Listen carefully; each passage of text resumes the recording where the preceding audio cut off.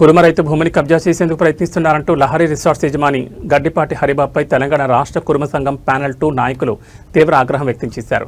Hyderabad press club వేదికగా నిర్వహించిన media సమావేశంలో సంఘం రాష్ట్ర నాయకులు ఈ ఆరోపణలు చేశారు. పటాన్చెరు మండలం భానూరు గ్రామానికి చెందిన కురుమ రైతు కరికే సత్యనారాయణ 1994లో భూమిని కొనుగోలు చేశారని, 2004లో రిసార్ట్స్కు దారి కోసం హరిబాబు 2 ఎకరాల భూమిని కొనుగోలు చేశారని నాయకులు తెలిపారు. అయితే మరో 2 ఎకరాల భూమిపై కూడా హక్కు కల్పించుకునేందుకు ప్రయత్నాలు జరుగుతున్నాయని వారు ఆరోపించారు.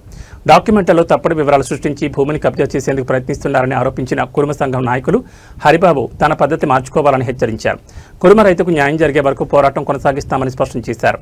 భూమి వ్యవహారంలో న్యాయం జరగకపోతే సుమారు 2000 మందితో లహరి రిసార్ట్స్ ఎదుట ధర్నా నిర్వహిస్తామని కురుమ సంఘం నాయకులు హెచ్చరించారు.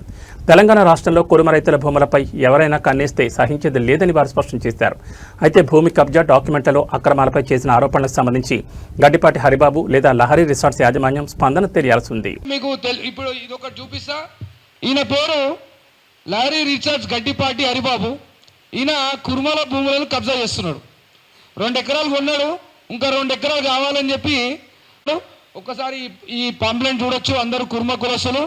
ఎందుకంటే కుర్మలను మోసం చేసిన ఎవరిని వదలం. ఇలా ఎగ్గమల్లేశంలో వదులుతలేము, ఈ గడ్డిపాటి హరిబాబును కూడా మేము వదలము. ఎప్పుడైతే మా భూములను కబ్జా చేయాలని చెప్పి చూస్తున్నామో నీకు బిడ్డ తెలంగాణలో తిరగనీయకుండా చేస్తాము. ఆంధ్రాకేలు వచ్చి నువ్వు మా మీద పెత్తనం చేసుకోం కాదు బిడ్డ హరిబాబు. నీకు మా కుర్మ కులం గట్టిగా సమాధానం చెప్తుంది.